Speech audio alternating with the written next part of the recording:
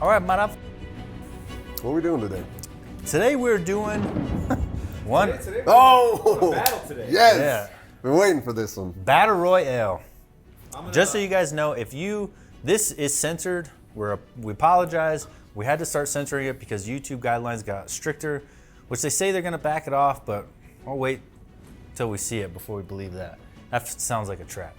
So we had to start censoring our episodes, but don't worry. We have on the other channel, we have the uncensored versions. So if you want to go check that out, the mentor program is broken up into 3 tiers.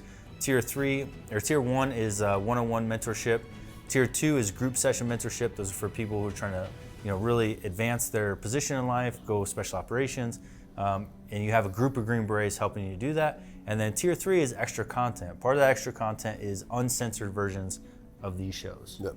Shit gets a little wild in there. There's a lot of things that we can't air on YouTube Yeah. or we would be kicked off. It's not for the faint-hearted. So if you like things nice, PG-13, stay here. Yeah, it might not be for you. If you a little nasty girl who was in the military, and you a little If your morals perhaps are a little questionable, head over to the paid channel. For $25 a month, you can get 4 episodes of more than you wanted to know.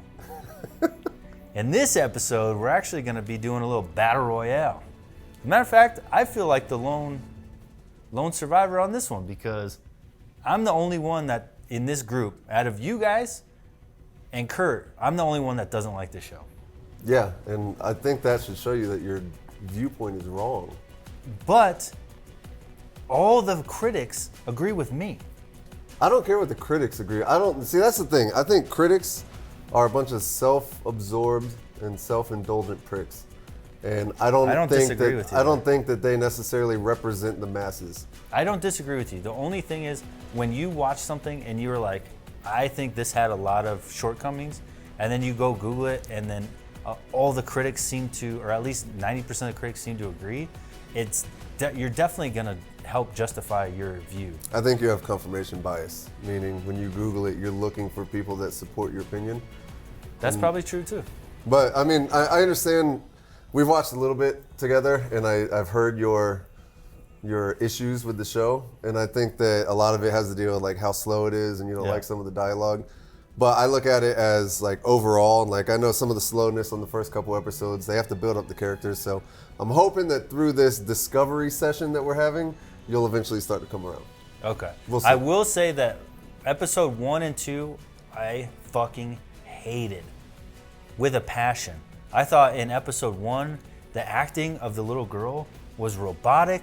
I thought I was shocked by Chris Pratt's portrayal of PTSD and how just awkward it was. I understand that Chris Pratt's not supposed to. You guys got so mad at me because you're like, well, Chris Pratt's not supposed to be funny in every character. I understand that. But I was just so taken aback by the dialogue choices, the demeanor that he had. I wasn't expecting it. And to me, episode 1 and 2 were huge fails. But watching episode 3, I will say that it got a lot better. I was hooked from episode 1, but I'm glad that you've said that it got a little bit better. It did. It came around for me. Is there still issues from episode 1 that drug over to episode 3? Absolutely. I think there's a lot of, and there's some questionable stuff that we'll talk about. But you guys are going to destroy me in the comments. I get it. Let me have it. It's a la carte. Have at it. Destroy me for hating this show. But I guess I can't really say I hate the show yet. Because in all honesty, what we're about to review is as far as I've seen. Yeah, so you hate the first couple episodes. I hate the first couple episodes. And then if you're looking at me going, well, just finish the show first. Well, what kind of reacts would it be if I just was like, I'm going to watch it, make an opinion, and then rack on everyone. I wanted to kind of go along, which I'm doing the same thing for Pacific. I'm doing the same thing for Band of Brothers and Generation Kill. I'm watching them, reviewing on each episode. So far, episode 1 and 2 of Terminalist was hot trash for me. Yep.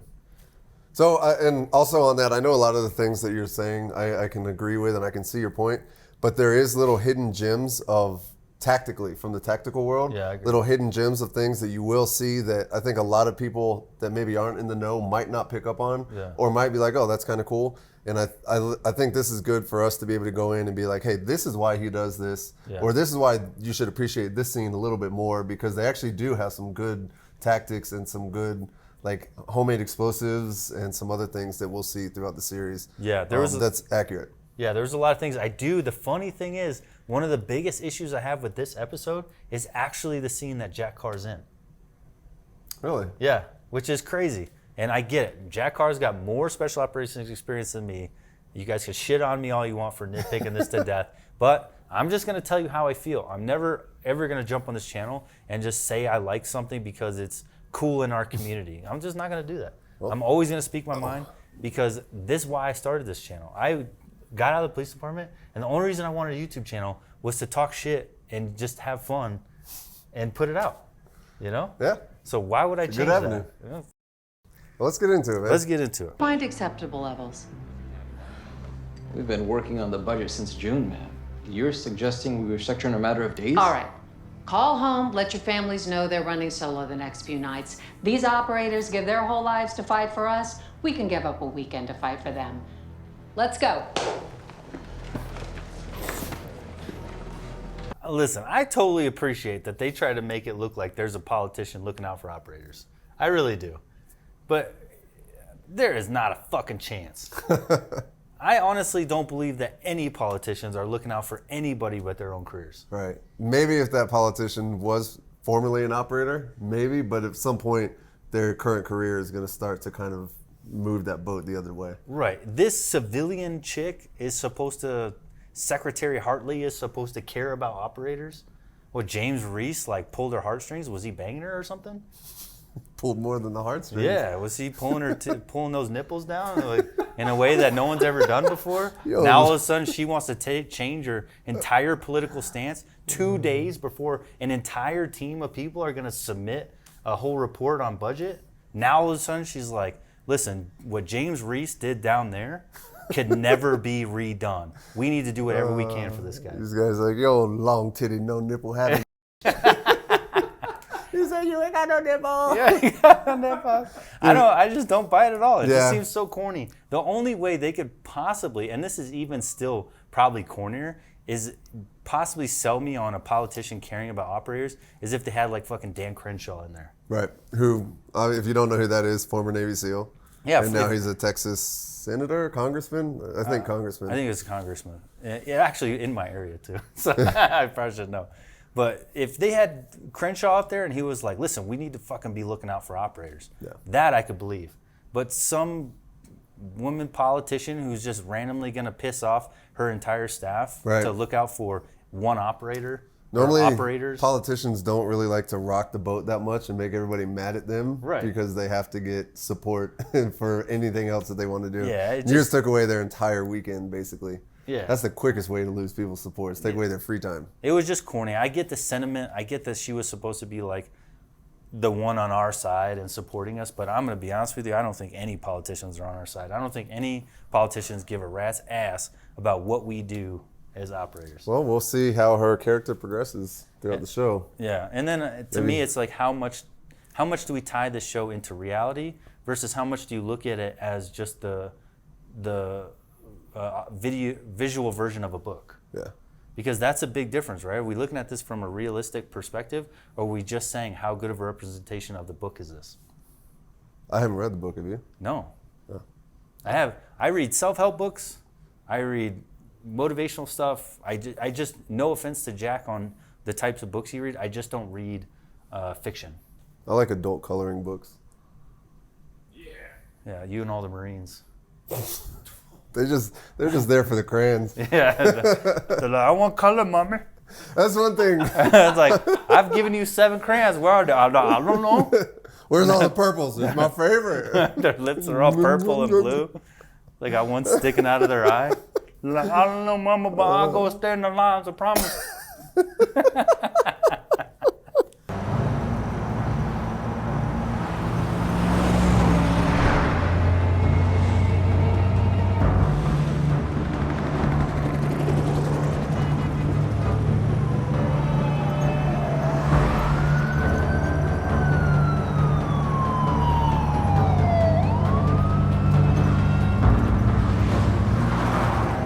plug for the shades. Yeah. So to me, first of all, they dressed them exactly like every operator ever. Oh, without a doubt, yeah. 100%. I did a meme. I did a Instagram reel just making fun of it because I thought it was funny. It was like the hiking boots that were never hiked in. Yep. You know, the shades. Everybody wears those damn shades. I switched to Ray-Bans, just which is not like that far past those. But the team hats, a lot of people gave Jay from Green Beret Chronicles a hard time. What's up with that hat, that bent hat? It's just the operator hat. It's a team hat. You get that hat when you join, at least on the ODA side, and obviously SEALs do the same thing somewhat, to some variation or degree, is it's a team hat. So we bend it the same way. We like to look the same way because it's a way that we like share that bond with each other, right? But we end up all looking the same. It's like you try to blend in so hard that you end up standing out. Big time. If you know what you're looking for. And that's a big one I would always see in the Seattle airport because we would always fly through there as a team anytime we went on any trip. But especially if you're in Seattle airport, any airport near like a special operations hub like Fort Bragg or anything like that, just look for a group of 5 to 10 guys that have on flannels. Yeah, they're fit, probably tattoos, hat bent like that. Hat. And they've probably got some cool pants like the KUHL pants or some sort of stretchy pants. Yeah, that's probably an SF team. Yeah, it's just an ODA. They're so easy to spot. It's unbelievable. We were so easy to spot. Looking back on it now that I'm a civilian, it's like laughable. Yeah. Because it's like you could have a whole. It's funny because we talk about blending in, and the whole idea that SF guys are always in civilians is to blend in. Yeah. But yet they created their own uniform in civilians. Yep.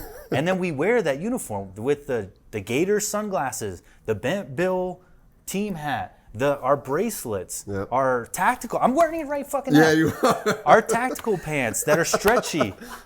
Like we in case you gotta kick somebody. Yeah, in case you gotta do a kick, and then you gotta have some tactical boots in case you gotta go John Wick or Chris Pratt in the middle of the street. Start evading. Yeah, you gotta start evading. So we end up looking exactly the same, and so it's almost worse that he perpetuates that in the show because here's supposed to be this operator who's understanding that he's laying low and trying to blend in, and he's driving around in Jack Carr's vehicle, in Jack Carr's outfit. I mean, when Jack Carr actually walks into the show, it's like they're twins. It's like, hey, bro, you dressed like me today? He's like, yeah, except I'm here to kill you this time. And he's like, oh, man, but we were best friends yesterday. Like, what the fuck? You know what's funny on that? Me and my team were in Nepal on one of our trips, and we're at a nightclub one night, and it's got 2 floors, and we're all up on the 2nd floor.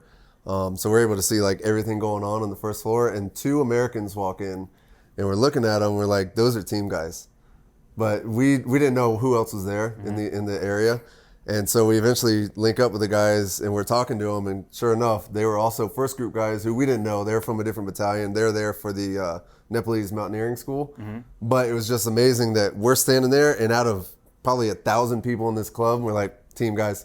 Yeah. So if you truly want to blend in, wear things that you don't like.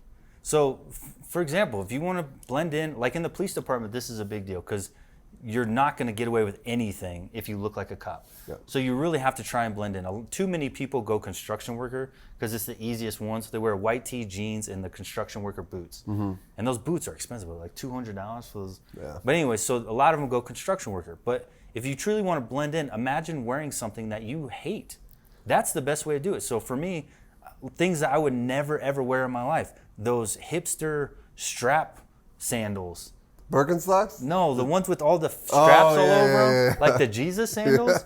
I wouldn't be caught dead in those. But if I wanted to truly lay low, I would wear a pair of those. Right. I would wear some skinny jeans or maybe some baggy, those fluffy hipster pants, like something you would never wear. Well, you got to think about it almost like a ghillie suit, right? When you make your ghillie suit, you're gonna make it to blend in with the environment, right? You're not gonna have a bunch of like one type of plant if that plant's not in that environment. So whatever you're trying to blend into, look at the area and be like, oh, this is what these people wear? Good point. That's what I'm going to wear. So you're going downtown. He could show up in a business suit. Right. He could show up carrying a briefcase. No one would look twice at that guy. Instead of driving a Land Rover. Might as well be in a technical with a 50 cal in the back or something. Instead of driving this fucking Land Rover downtown, maybe you get a Honda Civic or a BMW, a Mercedes, and you come out in a business suit. If you pulled up in a black Mercedes with a briefcase and a suit on, who would look at you twice? Who would look at you and say operator? Oh, nobody. Nobody. They would say lawyer. They would say accountant. So we know that we could easily blend in. We choose not to because we like people knowing that we were former operators or that we were operators and that we have this. We like the look. But if you truly, I'm going to get off my soapbox. But if you truly want to blend in, don't wear our uniform. God, This one really touched the nerve, huh? dude, because we look. It's like, watch this. He feels personally attacked. He's like, I see myself on the screen. Yeah. Well, I feel like an idiot too. I'm not saying I'm guilty of this too, and I'm kind of attacking myself because it's so obvious. Dude. Yep. Slow cruising, like.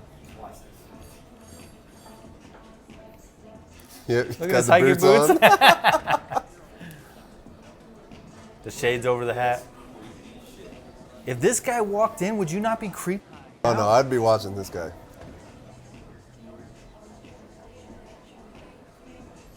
Who does that when they walk into a restaurant?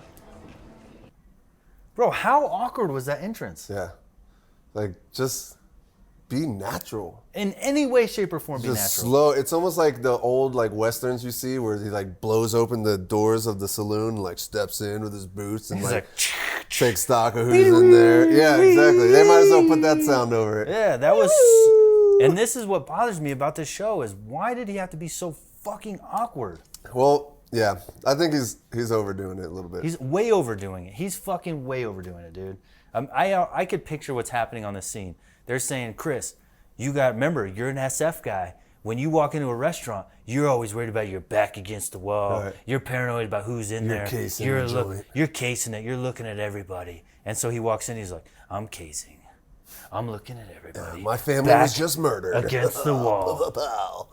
He's like sliding behind tables and Dude, chairs. if anyone walks into that restaurant like that, everyone in the restaurant's gonna stop and be like, he's gonna shoot up the place. Yeah, I don't feel comfortable with you Check, here. please. That guy's fucking weird. Dude, those little interactions are why this show irks me. Yeah.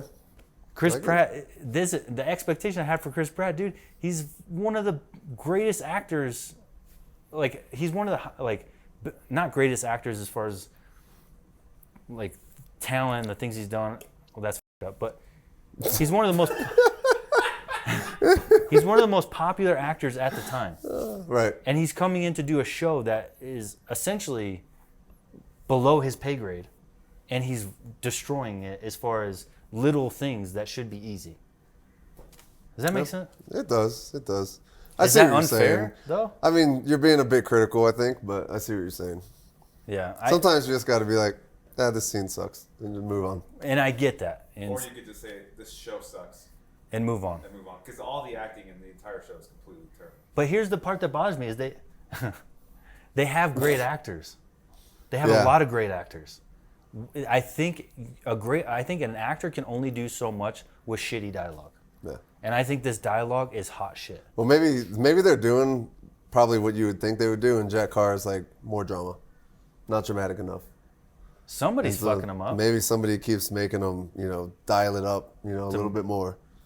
Like, you walked in there a little too carefree. I need you to really look around, see who's here. Civilians aren't going to know that you're casing the joint by Maybe, couple yeah, looks. be more obvious. Yeah, and maybe that's the case. And so that could be the distinction between, someone who cases every restaurant I go into and sits my back against the wall. I do all the things that they're having him do, but I like to think I don't look like that doing it. Well, you got to think about like the lens that you're looking at this through, right?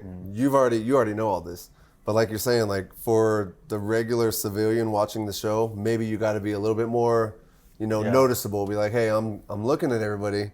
I'm casing the joint. Yeah, I get that. Right, I'm seeing who's here. You can't just we pick up on it, but everybody else might not catch it if it wasn't so obvious.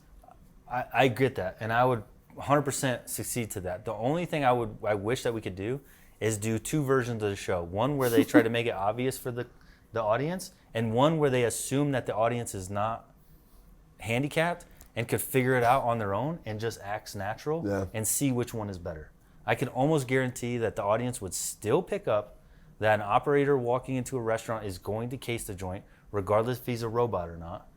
And they're still smart enough to put it all together, and the natural fluidity of it would make it a better show. Yeah, Put 11. your pants back on, Abel.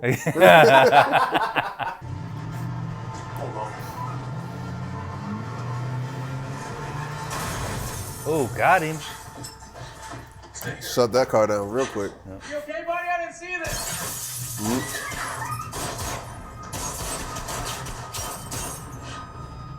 So first of all, this is obviously where one of the scenes that makes this show dope. Love this scene. It's so sick. This is where like the having Jack Carr's experience really elevates the show. I just think that if they would have taken this and made it 10 times more and then took all the bullshit talking and made it 10 times less, we would have a really sick movie. Yeah, I thought this scene was dope. I love This that. scene is super how dope. he hit the car. He used the back of his car, which his car is still going to be operable. He hit the front of the other car, which is going to make that car inoperable Yeah. now. He gets out. He's like still trying to figure out if it is an Yeah, actual that's a good like point, threat until or he got not. shot at. He's like, "Hey, buddy, I didn't see you there." And all of a sudden, rounds are coming. He's like, "Yep, thought so." And then he neutralizes the threat and moves on. Yeah, there are a couple tactical issues that I have with this, and they're super nitpicky, right? But one is, did Jack Carr's character shoot out of the front windshield? Or It looked, did he it looked look like the he same? did, but I didn't see a gun come out, but I don't know. It looked like he went through the windshield. It looked like it went through a windshield, and Jack knows, anyone who's ever shot through a windshield knows that shooting through a windshield is a bad idea. Yeah. You could do it in emergency, and I get Jack's in emergency because he's about to get lit up, but you're really working to punch a bunch of holes through that window at a time because the rounds deflect off the windshield. So it's not accurate until you create the hole, and then you can start shooting through that hole. Yeah, like you said, though, emergency situations, you just want that guy to, you just want some time, right? Yeah, so if get there's his head rounds down. coming, doesn't matter how accurate you think they are or not, you're going to be like, uh-oh. Yeah, right? so the only tactical thing I would say for Jack's character is instead of initiating that gunfight, which they did more for the storyline, right, Yeah. to confirm that he was right, I would have just waited. He's clearly saying, "Hey, you okay, buddy?" He doesn't know if you're the bad guy or not yet. Well, maybe So that's part of it. He could- was not as experienced. you could wait till he gets up and then have a clear shot Right. outside the window and bop, bop, bop, bop, and Yeah. you could have put him down. The second thing is, again, with Jack Carr's character, is if you were able to get out of the vehicle, being a former police officer myself and doing a lot more vehicle tactics as a police officer than we ever did in special operations, we never want to stay inside the vehicle if we can. So as soon as he backs up and hits me, if I have my wits about me enough to shoot, I would rather get out of the vehicle and take off to the back of the vehicle to get cover and concealment, and then initiate the gunfight. You're not trapped in the car at that I would point. never initiate the gunfight being trapped in the car if I can help it. Well- So there was just two options that were way better than initiating that gunfight without a solid shot through a windshield and being inside the vehicle. Yeah, and like you said, those are obviously nitpicky for this scene. It was a cool scene, I Super thought. nitpicky. I really, really, really like this scene. And I obviously everyone likes these scenes. My issue is, why are they so fucking few and far between? It's like you get one per hour-long episode and it lasts 30 seconds. You got to set the, And then I got to wait build another... the tone, build up the characters. I wish that... I might, at 11:08, I could have just shut it off and went to the next episode and then waited for the next 30 seconds of cool guy. You know, like me. Give me what you have on Capstone. If there's a connection to you and your men, I'll find it.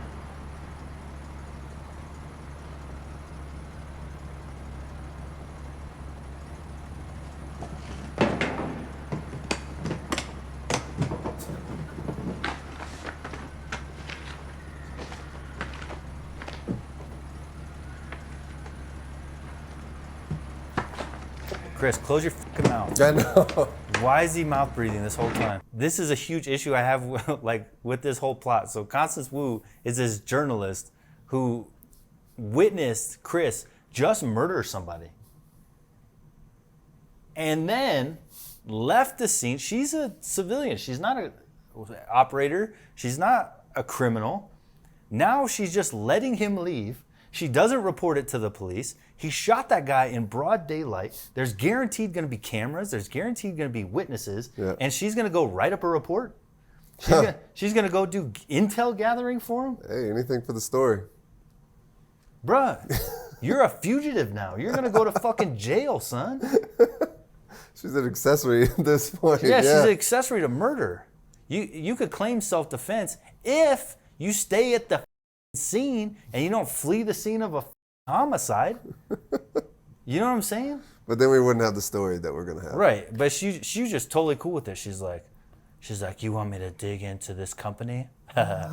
I'll go get on it. It's like, oh, we're not gonna talk about the guy who just shot in the face like 10 times, and the fact that cops are everywhere, and you did it in broad daylight in downtown, where there's cameras fucking everywhere. Within 20 minutes, they're gonna know exactly who was involved in this. Yeah. And she's gonna have a felony warrant out for her arrest. True. But she's like, no, I got I'm just going to go get an Airbnb and I'm going to do some one. digging. I'm going to pin some shit on the wall and connect some string to one picture to some other pictures and get my investigation underway. Yes. But she's going to have the best article when it comes out. Yeah, who's going to pay a felon that's wanted for murder for their article? You think that her job's just going to be like, hey, we know you're wanted for this homicide, Probably. I would but this imagine. was a great story. We can't wait to publish it. Like, that was a huge plot hole. Yeah. It happens. Come on, defender of this show. No, I said I got nothing for this one. There's a huge pothole. It's a little bit of creative license, if you will. It's TV. Okay. You got to let some things slide. That's how we get through pieces of plots. Have you ever seen Fast and Furious, Sean? Yeah, Fast and Furious 1 did not have plot holes. Fast and Furious 2 through 50 are garbage. Fast and the Furious 1 did not have plot holes. They were street racers who stole parts, sold them on the black market to fund their street racing. There's no plot hole issue with Fast and the Furious 1. After that, though. I don't watch after that. After Fast and Furious 1, those are not Fast and the Furious. Never seen a Dodge Charger bring down a C-17? No. And then I haven't seen, because I do not watch those pieces of movies. Wow. I've heard that they went to space. Yeah. Are you fucking serious? Yeah. Luda went to space. That's how Yes. ridiculous it is. It's not ridiculous. I've said it before. This is a story about the American dream. They are low-level car thieves, and they end up becoming, through hard work and determination, one of the world's foremost Tier 1 counterterrorism units who wind up going to space. SEAL Team 6 been to space? No. Has Delta Force been to space? I don't think so. Fast and Furious has been to space. Damn, my God.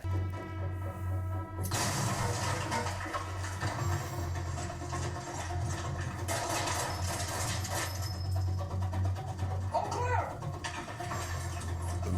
Crash it!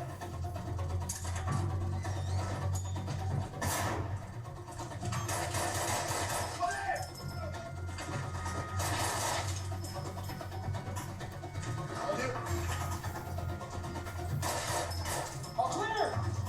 I thought that was a great CQB scene. Yeah, hell yeah. Yeah, that was Tactics were solid. Yeah, it was really good, and it was really good to know that those are actors doing that. Mm-hmm. Like, obviously an ODA would flow better and flow smoother, and obviously they did certain things for the camera, like throwing the chem light all the way down the hallway was just a camera shot to get that. But when it's that obvious, it doesn't bother me at all because it flowed really well. You know, one scene they had two guys come in, and then two guys stayed back, and they said all clear, which doesn't make any sense. Obviously, those second two guys would come in.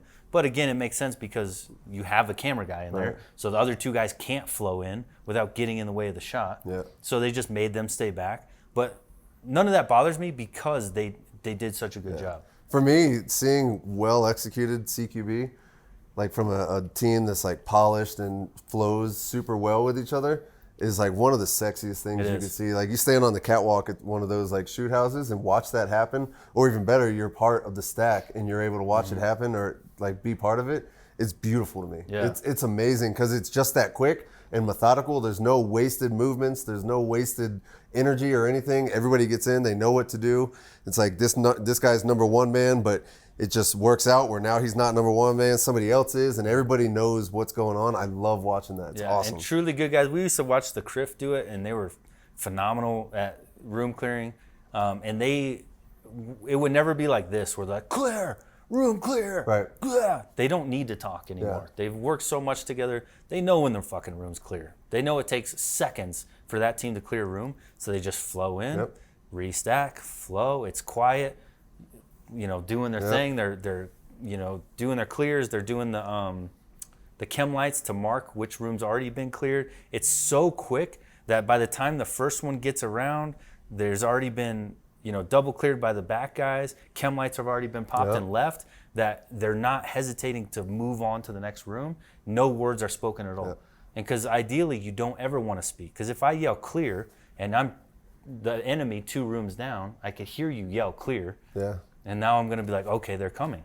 Yeah. And now get ready, post up. This is how they're clearing. This is how long it's taking them to clear. This is how many guys it sounds like is in there that's coming. So like Kurt was talking about, when it's like high level, it's quiet. Yep. And it's beautiful. Yeah. And the Flow hard part, like water. Yeah, like it's hard part for an ODA to get that good because we keep swapping out new guys. Yeah. And the CRIF always had the same group that stayed for a long period of time.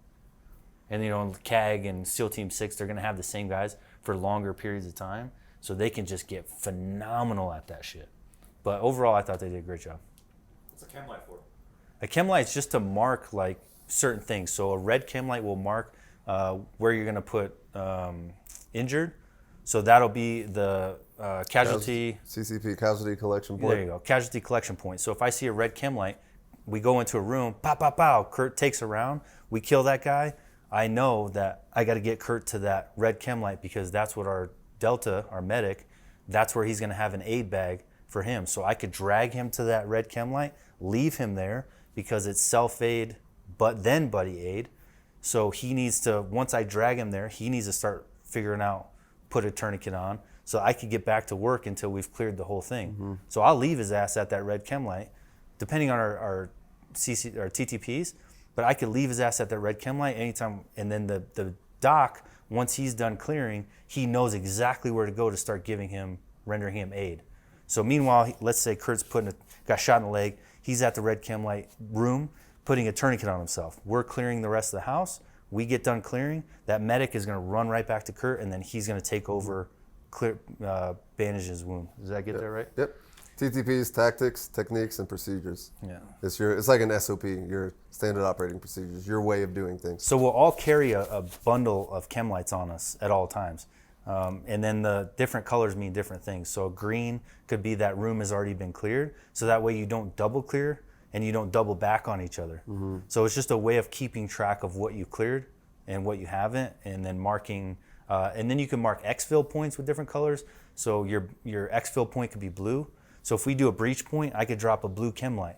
And if it's dark and we cleared the whole thing and we're trying to get out of there fast, and I see a blue chem light down the hall, we could all take off running. Like let's say we did hostage rescue. We have the hostage, we need to exfil immediately. Or Bosco, which is, we found an IED, we all got to ditch. We all see the blue chem light. No one has to be like, it's down the hall to the right, it's the second door on the right. Blue chem light, we're fucking taking off to that blue chem light to exfil. Green could be rooms cleared. Yellow could be a hazard. You could designate whatever you want. So one time we had a multi-cell, multi-breach. So actually it was going to be single breach, but we had a failed breach. So we go to blow the demo, it doesn't blow. Well, obviously that's a huge fucking hazard because that could blow at any time. So we do crack a orange chem light or a red chem light for danger, throw it by that failed breach, and then we go to a secondary breach. Now everybody knows, stay the fuck away from this door. It's a failed breach. It's got an orange chem light.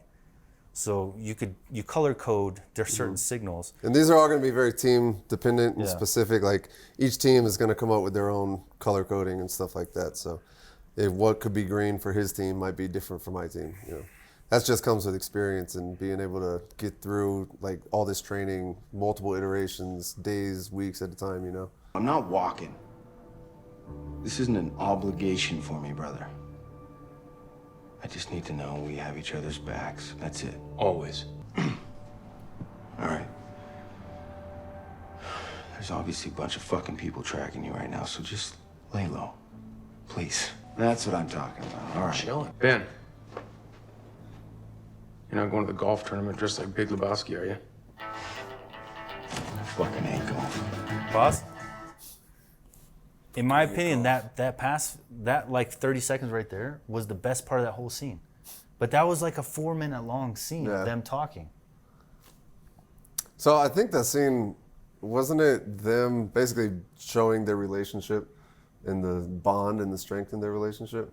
Did you not get that in the last 30 seconds? Yeah. See? They were just doubling down. Look, I don't know. I can't make excuses for every scene in this show. Overall, I like the show, but there are some parts that kind of drag on. It just drags, dude. It's like 4 minutes of them talking when that last 30 seconds before he walks out to the golf tournament is the best. There's some banter. There's don't go out there like Big Lebowski. There's we're in this together, brother. Like that's all you need to build that their relationship is solid and that they're looking out for each other and then on. We don't need 3 minutes of him coming out of the shower, of him talking about his child's painting and not being able to remember when it was painted and this is the operation and that. It's just too much. What? Every episode has to be an hour. You gotta fill time. That's the issue, is they took what I think it could have been a really great movie and they just stretched it the f out until it was like stale. Blah, blah, blah, blah, blah, blah. That's my problem, dude. He also looks like he's walking into heaven. He's like, goodbye. He's like, ooh, ah. We've Like, been waiting for you, my son. You got to defend it better than this, bro, because I'm smashing it. You're just like, I don't think you like, are. yeah, that's pretty shitty. I But think overall, it's good. All of your comments are like, oh, this scene went too long. Yeah, basically. We could sum up this entire beers and breakdowns. Yeah. Call some friends, some girls. I got a bottle of Armagnac that'll knock you flat. Then I'll throw some fresh numbers at you. If I'm in the ballpark, great. If not, we'll always have Bryson. This house you said is where?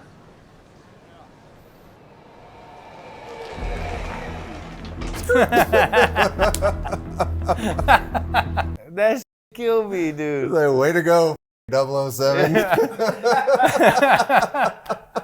You got this guy shows up to be the super operative CIA guy, and he's like on the golf course, and they're like setting up this huge meeting, and he's there to spy on him.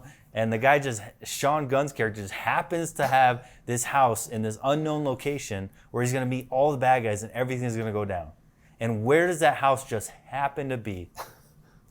Right past the spy. That's it. It's actually 35 meters past that weird guy with the baseball cap looking at me with a fucking binoculars. Like, how convenient for the spy that house just happens to also be on the golf course. That's funny. Then he's like, oh, I have my word. Are they looking at me? He's gonna call Chris Pratt and be like, hey, my friend, it turns out they're all here right now, and they're also gonna stay here right now too. That shit crazy, right? Oh, I love to talk. What are we talking about? I'm looking to party. Think you could help me out?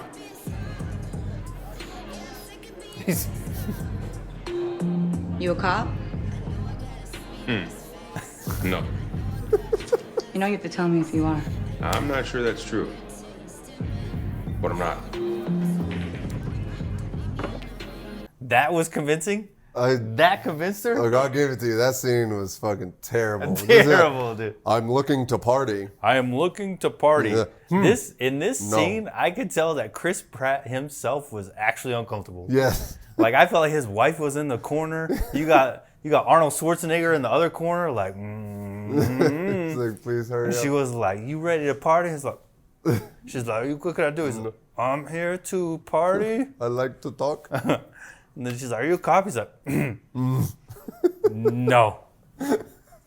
You have to tell me that's not true. It's like, come on, man. This guy just, everything about him screams cop. This is sketchy. The like 48-hour face shove, like, oh, you just got off of, it's Monday morning, and you knew you were going to go do a strip club operation. And just so you guys know, as a former cop, cops are in strip clubs all the time. Cops are constantly picking up hookers, doing all that stuff. So yeah, and no, you don't have to say you're a cop. Like, that's 100% not true. If someone says, are you a cop? There's no requirement for you to say yes. So the whole like urban legend of that's entrapment if you don't say you're a cop? Totally false. Are you a cop? We've watched multiple videos. You got me. Yes, I am a cop. of our doing prostitution rings where the chick will be like, well, you can't touch me if if you're a cop. Yeah, I've so heard they're that. on camera, so they'll pull their tit out, and we've seen videos of the cops doing it because they use it as like training, and they pull the tit out, grab the cop's hand, and put it on their tit, and the cop will be like, "Okay, thank you very much," and she's like, "All right, cool. Now I know you're not a cop." And it's like, no, he's a cop. He just also grabbed your tit just now. It's just free touch. Yeah, it's just there's nothing. He can't just. He's not supposed to be going past that. But Right. if she grabs your hand and touches your tit, like, okay, that happened.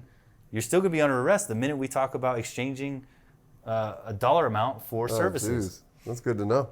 And I promise you, if you look at the lead Denver detective that's in charge of prostitution, you know that dude's done some nasty shit.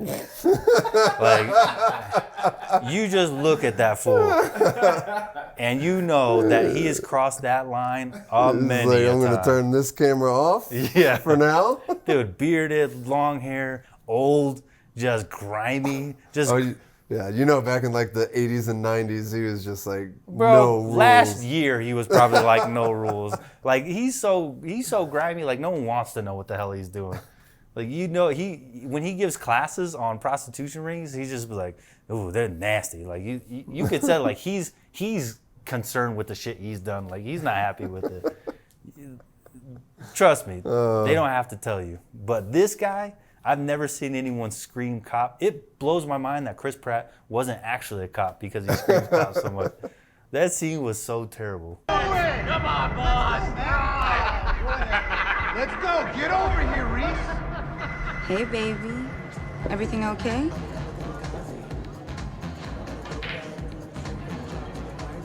I'm just remembering. Well, this will help you forget.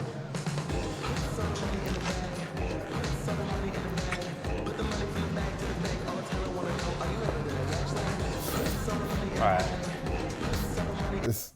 What do you have to say about that? Nothing. Line? This is just a bad. I told you, this is a bad scene all around. Just you know that. Just remember. I think that personally, he was so uncomfortable being in a strip club. Yeah, I don't know. Clearly, he's what his morals are, but Christian dude. Well, he's out there as a Christian. Oh, is he? Yeah, which is support 100%. But clearly, he was uncomfortable. Yeah, and I think so. I think she did an amazing job. She was natural. Her lines were natural. I thought she did a great job. She probably did such a good job that he was like, I'm not supposed to be here. Why do I feel this way? What's going on down there? Why do I feel this way? Bro, he probably sent up all kinds of Hail Marys after this. The director's like, let's do it again. He's like, no, I can't. First take was good. I need it. He's like, all right, we'll get up. Nope. They caught him in the bathroom. What are you doing? Just remembering. That line was so cheesy, bro. And then she saved it with, "This will help you forget," and it was like natural and fluid. Yeah. But his "just remembering" line was like, and it pissed me off because in the first one, everyone was like, "He's got cancer." I was like, "Cancer makes people have shitty one-liners." Like, the fuck? What does it have to do with his crappy ass dialogue? 38:15 is good. 38:15. What? I'm gonna let you have all the fun? Well, someone's gonna have a hell of a night. I don't know what kind of hell of a night they're talking about. But that was the weirdest concoction of items on a bed I have ever seen. And like I was saying, that's one of the ones where, like, if you have zero context of that scene, like, either somebody could either be dying or these two guys are about to have one freaky experience together. Yeah. You've got rope, you've got zip ties. Turkey necks? Yeah, that's the A weird bottle part. of vodka? And it was either turkey necks or 2 ribs and a bottle of vodka. Like, these guys are into some weird shit. Do they not know that they're going to a party? You don't think there's going to be plenty of vodka already there? What are you doing with the vodka? I don't know. That was... What was the vodka for? And then the 2 turkey necks, I get it. They brought that for the dog, which did zero at all because the dog immediately started barking. And the turkey necks didn't do anything. The rope, he tied the rope, like pre-tied the rope, which I thought was weird. Yeah, that's kinky. And I guess he's trying to make a, like, cuffs out of it, but why wouldn't you just use zip ties? And then he didn't even use it. He didn't use. Well, I guess he just had it just in case. He didn't use the rope. He ended up just putting a bag over the guy's head and zip tying his hands. And well, with the vodka and all that, they try to frame it like he, I guess, was on pills and drinking and died. So they brought vodka to a party to prove that this guy drank himself to death. So, okay. I see what you're saying now. Yeah. Yes. So you show up and I'm dead on the thing on my bed, and there's a bottle of some liquor you know damn well I've never drank in my life. I'm a fucking millionaire. And you got this cheap ass $10 bottle of vodka that I supposedly OD'd on. Yeah. Like, why wouldn't you get that liquor from his house so it actually looks like it's something that he drinks and it's his liquor? You're gonna bring some cheap, and why would you get the bottle to be this massive? Who's carrying that?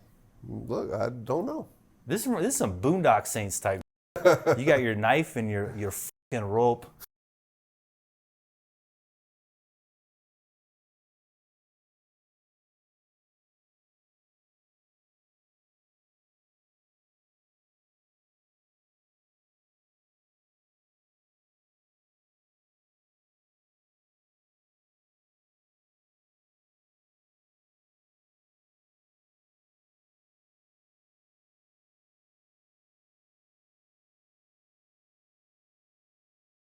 I'll give them one thing. At least they zip tied the hands. How many movies have we seen where they do the bag over the head and the guy's hands are free? He's just like, I was like, why don't you poke a hole? So at least they had him going for the bag and then he collected his hands. But to me, that seems like a stupid way to go about it too, because you have to hold the bag, attach the bag before he pops a hole in it, and then get a hold of his hands and cuff him. And I don't know if for any law enforcement out there, they know getting people's hands when they are resisting is so much harder than it looks. People, oftentimes what they'll do is we call it turtling, but they'll just constrict their hands underneath their body. Yeah. And trying to pull someone's hands out, like try to pull my, like if I laid down on my stomach. Exercise. Yeah. So I'll lay down on my stomach. All right, go ahead. Give me your hands, boy. Cuff. Oh, you in there. Yeah. Cuff me. All you gotta do is put my hands behind my back. It's that easy, right? You're right. Just do it. No, do it. Get my hands behind my back. Come on. You're a strong guy. What are you, a meth? Go ahead. Just get my hands behind my back. So at this point, I'm not resisting. You can't hit me because I'm not resisting. Yeah, that's not Go coming ahead. out. That's Go not ahead. coming out. No, keep going. This is for all the cops out there. Go ahead.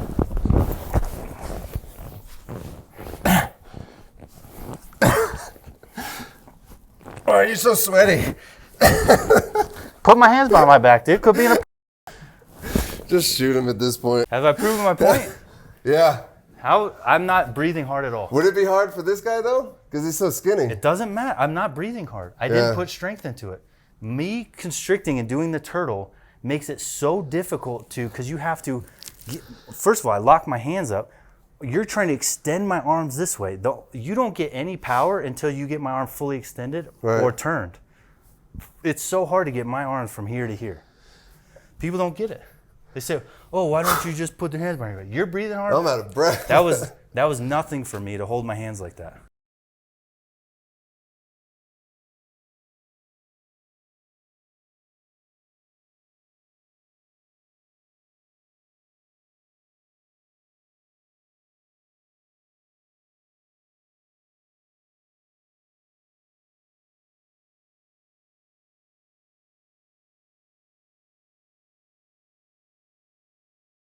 There's been a lot of I guess holes in the story and a lot of creative liberty and license, and you got to like suspend reality for a lot of this episode. But this scene right here is the turning point for the entire series. Because that scene was dope as shit. Yeah, because this entire like first couple episodes was building up for the vendetta, for him going out and enacting revenge on that list. And right now there's 2 people on that list. But it's almost like a regular, like a mission where you go and you get follow-on, or you get intel and follow-on missions. That list starts expanding. So from here on out, it's a mission to go and just cross names off the list, and it gets bananas. Hell yeah. So that's why I will say the first couple episodes of the show are slow, but after that, it's just like awesome. Gets nuts. There's some wild, and a lot of good tactics, a lot of outlandish things happen as well. But for me, it's super entertaining, especially after this episode. Cool. Well, I know I bashed it, guys, but I'm gonna be honest. That last scene got me pumped. Like it was still a corny thing to say, but the way he said it, it was just like blood, and he wasn't like trying to like make some stoic face. Yeah. He was closing his weapons case. It was on with the beautiful lighting. Yeah. I think that was the best way to do that. It was just like closing his weapons case, being like, blood it is. Boom. That shot was awesome. Let's go, son. Let's go. He's silhouetted against like the sunset in the background. Yeah. So if this show, again, I'm watching it per episode and then we're reviewing it as I watch it. He's already seen it. If it starts to turn towards that and it just gets bananas and it's amazing, I will tell you flat out, I love it and I hope I do, because we all want more of that. We want more John Wick style, badass, kick-ass, take names type stuff. This just didn't do it for me for the first 3 episodes, but that last scene was sick as f***, and I really hope it turns around. Let us know what you guys think. I'm sorry I bashed it. I know you're going to hit the dislike button a bunch, and you're going to crush, my nose is big, and I'm a jackass, and I'm stupid, and you guys lit me up on the last one, and it's okay. Light me up in the comments. I get it. Let us know if you want us to continue this series. Hit the like or dislike button. Comment, subscribe, hit the bell notification if you guys appreciate these. And thank you guys so much for watching the episode. Go check out the unedited version on the FNGacademy.com on the Mentor program. We have new shirts. We have Tools of the Trade line coming out. We're going to have the Carl Gustav. We got dip can charges. We're going to have 60 millimeter mortars. Claymores. It's a sick ass line of SF tools of our trade. And putting them on display and showing the different parts and stuff like that. Some of which we're actually going to see in this series. Yep. So enjoy. We'll see you guys on the next one. Ruck Trainer dropping soon if it hasn't dropped already, the 2.0. Go pick yours up, the FNGacademy.com. We'll see you guys on the next one.